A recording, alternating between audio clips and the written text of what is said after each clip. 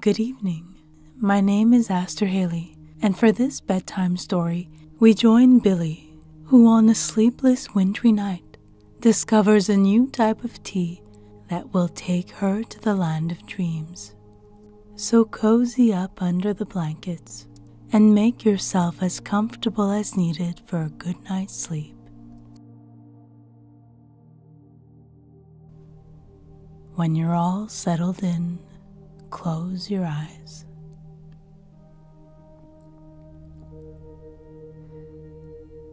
Billy had been laying in bed for an hour, but somehow she couldn't fall asleep. Every part of her body was tired, and her eyes were heavy, but her mind just wouldn't settle. Thoughts of the day's event kept appearing and surfacing. A gust of wind sent a flurry of snow rattling across her window. It sounded as though someone was throwing sand against the glass. As sleep would not come, Billy rolled over and got out of bed. She slipped into her fluffy robe and slippers and walked to the kitchen. Table light switch on. The room, in which still lingered the earlier evening scent of cinnamon buns, was now bathed in a warm halo. From the sage-colored cupboards, she retrieved her favorite mug and placed it on the wooden counter. It was a tall midnight blue ceramic mug that her best friend had given her last year, and it could hold an impressive amount of tea. She filled the old enameled kettle with cold water, put it on the stovetop, and ignited the gas. Then she stepped into the pantry. Just above the basket of potatoes and onions, at knee height, was her library of teas, a jumbled collection of boxes that lined an entire shelf. Billy bent over, leaning on the higher shelf, which held jars of various grains, and scanned the tops of the boxes. This middle of the night activity was already tiring. Let's see. Ginger, lemon balm, green tea, rooibos tea. She thought, disappointed. None of the choices enticed her. Next to these boxes was a pretty pastel-colored case. She opened it to find several small round metal tins with clear lids through which she could see loose tea and dried fruit. Oh yeah, she remembered. It was that set of tea her brother David had gifted her a couple months earlier for the holidays. Billy realized she still hadn't tried any. The holiday season had been so busy with family trips to visit relatives out of town that she had spent very little time at home, and even less in her kitchen. She picked a tin and unscrewed the lid. She slightly shook it, inspecting its contents. It looked like candied fruit, dried flower petals, and some mysterious dried herb. And it smelled of a summer meadow. She smiled. Her tea had found her. The kettle whistled, signaling a rolling boil. Based on the few instructions on the back of the tin, Billy realized the water had to be a tad less hot.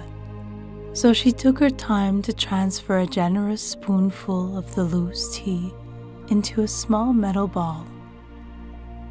She placed it into her mug and waited. Leaning against the counter, she listened to the low hum of the refrigerator. In the dim light, she considered how cozy her kitchen felt, even in the middle of the night. How lucky she was to have a warm place to make tea any time of day or night. The headlights of a passing car outside her apartment momentarily illuminated the room, shaking her out of her reverie. It's been a few moments now, she thought. The water temperature must be just right by now. Billy carefully picked the kettle and filled the mug with hot water, which instantly turned to a deep ruby red, and the rich tones of the infusion rose with the tendrils of steam. Billy walked back to her bedroom, in which glowed the pink halo of her small pink Himalayan salt lamp. Standing at her frost-filled window, she cradled the mug with both hands and gazed out at the winter's night, grumbling on the other side of the glass. She leaned in to smell her tea, the aromatic steam tickling her face. The fragrant smells were vaguely familiar to her. She wished she knew what they were, but the mysterious ingredients were not marked on the tin. That predominant smell is so familiar, she thought. Is it hibiscus? The icy precipitation outside gave way to a gentle flurry of snow. Chunky flakes zigged and drifted to the ground, and the mug was so warm in her hands. Bundled in her robe and staring out at the snow, she felt very cozy. Billy took her first sip of tea. A taste of tangy floral bloom filled her mouth. Hibiscus. It was hibiscus. She smiled. As the tea percolated across her taste buds, more subtle strains surfaced.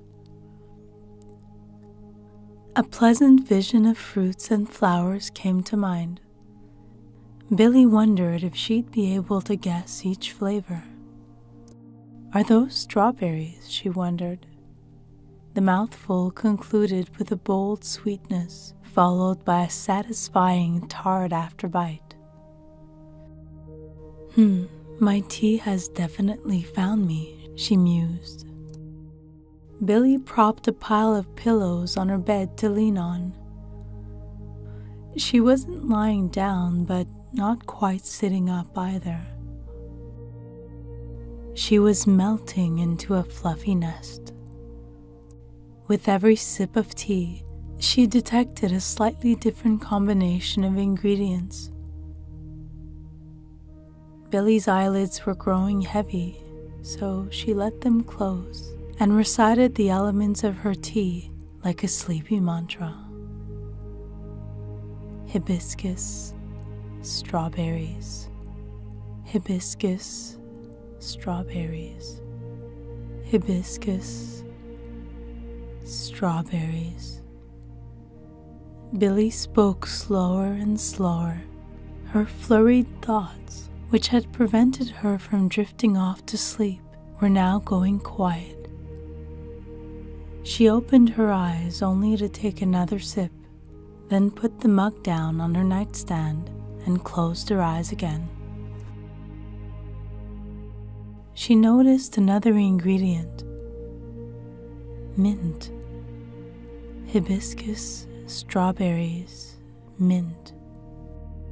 Billy recited the words very slowly now, her voice growing faint as she focused more and more on the flavors swirling in her mouth.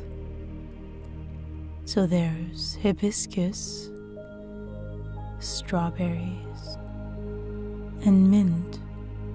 Yes, mint.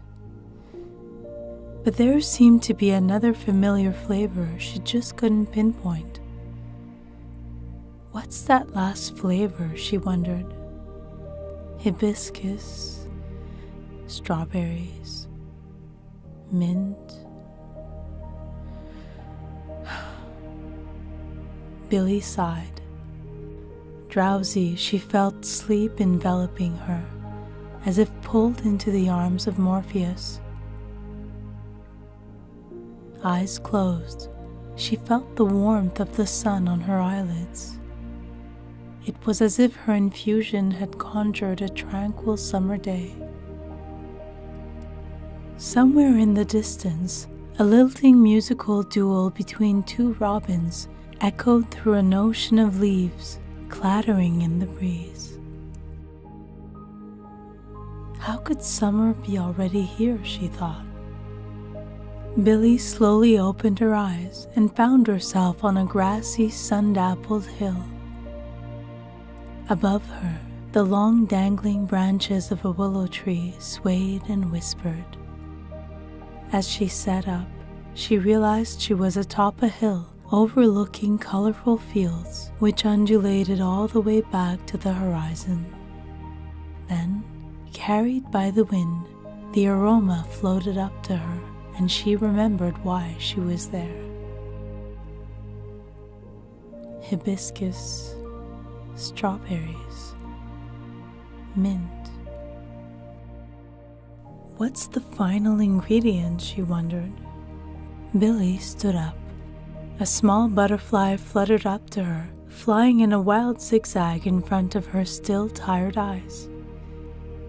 Its wings caught the sun, setting them alight in a bright orange.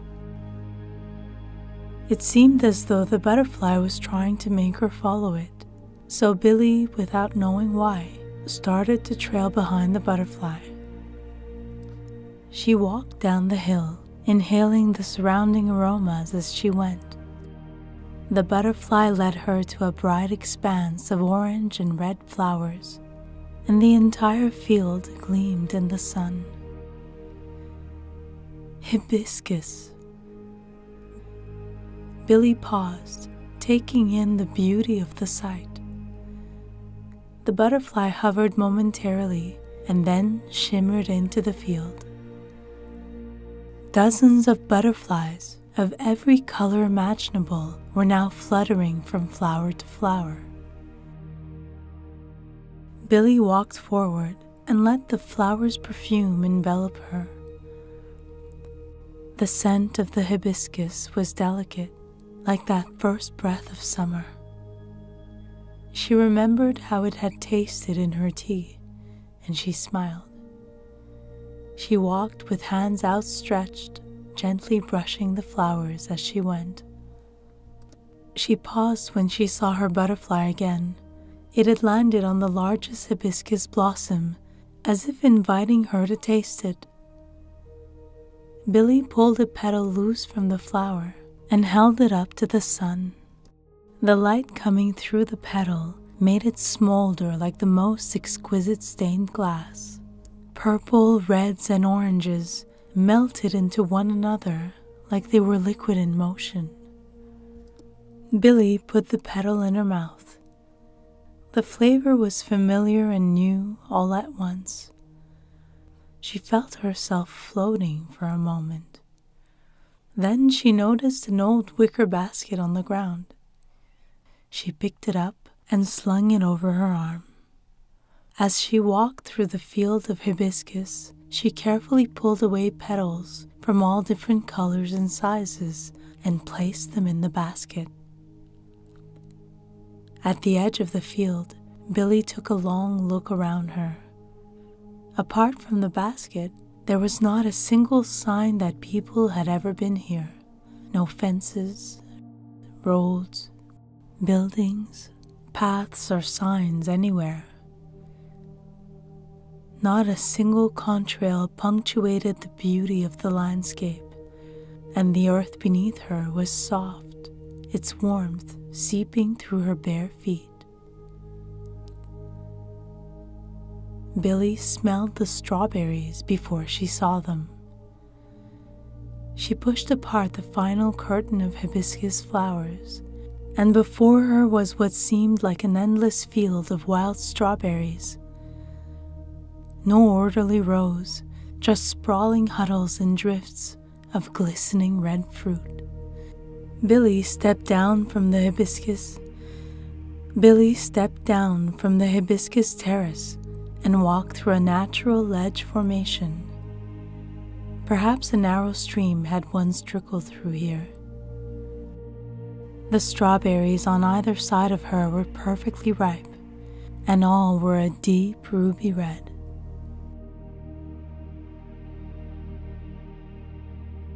Because of the stream bed, Billy didn't have to bend over to pick them. She just reached out and put a handful of berries into her mouth. They were not the oversized, tasteless berries you sometimes find in a supermarket. These wild strawberries were scarlet morsels of pure flavor, tart and sweet in the same mouthful. Just like my tea, Billy mused. Many of the strawberries were flanked by little white flowers with yellow centers. Billy tasted one of these along with a berry. It added a floral kick to the flavor of the fresh fruit. She filled her basket with mounds of berries and dropped in a few flowers for good measure. But as she picked her last handful of strawberries, she inadvertently picked something new. She looked at the plant in her hand. It was a clump of pointy leaves, arrayed around a core of delicate purple flowers.